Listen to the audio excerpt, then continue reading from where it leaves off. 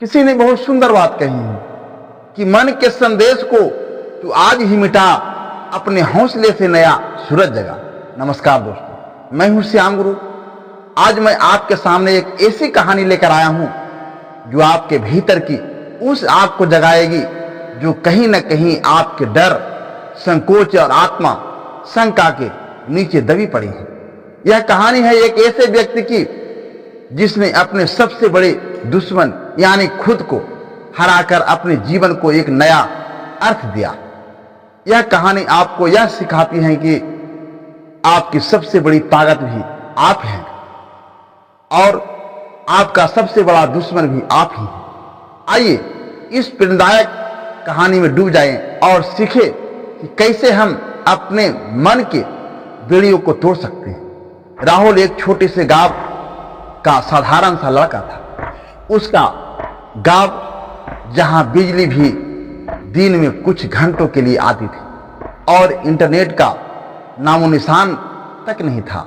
राहुल का सपना था कि वह एक दिन अपने गांवों का नाम रोशन करे। वह चाहता था कि वह एक बड़ा व्यवसायी बने जिसका नाम दूर दूर तक गूंजे। लेकिन हर बार जब वह अपने सपनों की ओर कदम बढ़ाने की सोचता, उसके मन में एक आवाज गूंजती, तू यह नहीं कर सकता, तू असफल हो जाएगा, लोग तुम पर हंसेंगे, तेरा गांव, तेरा परिवार सब तुझे ताने मारेंगे। यह आवाज कोई और नहीं बल्कि राहुल का अपना मन था। वह अपने विचारों का गुलाम बन गया था। हर बार जब वह कुछ नया करने की सोचता, उसका डर उसे रोक लेता। वह सोचता, मेरे पास न तो पैसा है, न अनुभव और न ही कोई बड़ा समर्थन, मैं कैसे सफल हो सकता हूं। मेरे गांव में तो कोई बड़ा काम शुरू करने की सुविधा भी नहीं है। राहुल की जिंदगी ऐसे ही चल रही थी, सपने देखने और उन्हें भूल जाने के बीच।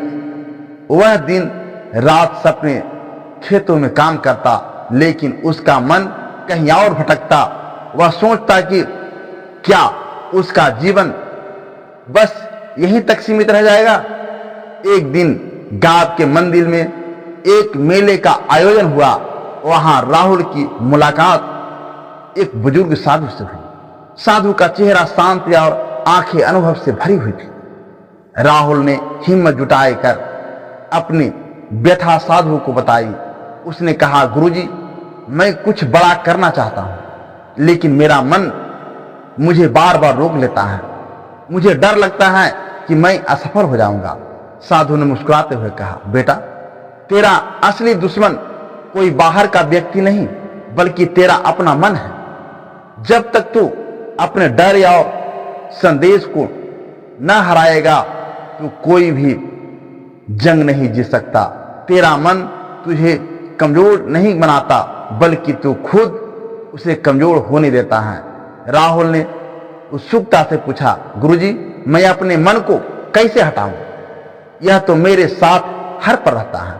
साधु ने जवाब दिया, अपने मन को हराने का एक ही तरीका है, उसे अपने बस में कर लो। हर बार जब तेरा मन कहे कि तू नहीं कर सकता, तू उससे कह, मैं करके दिखाऊंगा। मेहनत को अपनी पूजा बना और ईश्वर को अपना साथी, फिर देख दुनिया तुझे तेरे रास्ते से पहचानेगी। साधु की बात राहुल के दिल में गहरे उतर गई। उसने ठान लिया कि वह अब अपने डर को अपने ऊपर हावी नहीं होने देगा। उसने छोटे छोटे कदम उठाने शुरू किए। उसने अपने गांव के हस्तशिल्प को ऑनलाइन बेचने का विचार बनाया, लेकिन शुरुआत आसान नहीं थी। गांव में इंटरनेट नहीं था, तो राहुल पास के कस्बे में जाकर एक पुराना स्मार्टफोन खरीद लाया। उसने रात भर जाकर ऑनलाइन मार्केटिंग सीखी। उसने अपने गांव के कारीगरों से बात की और उनके बनाए हुए हस्तशिल्प को इकट्ठा किया। पहले कुछ महीनों बेहद मुश्किलें थे, ऑर्डर नहीं आते थे। जो थोड़े बहुत ऑर्डर आए उनमें भी ग्राहकों की शिकायतें थी। गांव वाले राहुल का मजाक उड़ाते, कहते यह शहर वाले का काम है, तू क्या करेगा। उसका मन बार बार कहता छोड़ दे, यह तेरे बस का नहीं। लेकिन राहुल ने हार नहीं मानी। वह हर सुबह उठता, अपनी मेहनत को पूजा की तरह करता और हर रात प्रभु से प्रार्थना करता कि उसे हिम्मत मिले। धीरे धीरे राहुल का व्यवसाय बढ़ने लगा। उसने अपने गांव के कई कारीगरों को अपने साथ जोड़ा। उसने उनके हस्तशिल्प को शहरों और विदेशों तक पहुंचाया। उसने अपने गांव में एक छोटा सा कार्यालय खोला, जहां वह कारीगरों को प्रशिक्षण देता और उनके उत्पादों को बेहतर बनाने में मदद करता। उसका काम इतना बड़ा कि लोग अब उसे गांव का सितारा कहने लगे। एक दिन वही साधु फिर मंदिर में मिले। राहुल ने उनके चरण छूकर कहा, गुरुजी, आपकी बात ने मेरी जिंदगी बदल दी। मैंने अपने सबसे बड़े दुश्मन अपने मन को हरा दिया। साधु ने मुस्कुराते हुए कहा, बेटा, यह तो बस शुरुआत है। अब तू अपने मन को अपना दोस्त बना, उसे सकारात्मकता, विश्वास और मेहनत से भर दे, फिर देख तू कहां तक पहुंचता है। राहुल ने साधु की सलाह को अपने जीवन का मंत्र बना लिया। उसने न केवल अपने गांव के कारीगरों को रोजगार दिया, बल्कि अपने व्यवसाय को एक बड़े मंच तक ले गया। उसने अपने गांव में इंटरनेट की सुविधा लाने के लिए स्थानीय अधिकारियों से बात की। उसने स्कूलों में बच्चों को ऑनलाइन शिक्षा और व्यवसाय के गुर सिखाने शुरू किए। राहुल अब केवल एक व्यवसायिक नहीं था, बल्कि अपने गांव के लिए एक प्रेरणा बन चुका था। राहुल की कहानी हमें सिखाती है कि हमारा सबसे बड़ा दुश्मन कोई बाहरी परिस्थिति या व्यक्ति नहीं, बल्कि हमारा अपना मन है।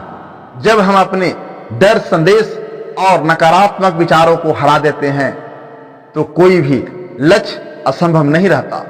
जीवन में कई बार ऐसा लगता है कि सारी दुनिया हमारे खिलाफ है, लेकिन सच यह है कि सबसे बड़ी लड़ाई हमारे भीतर होती है।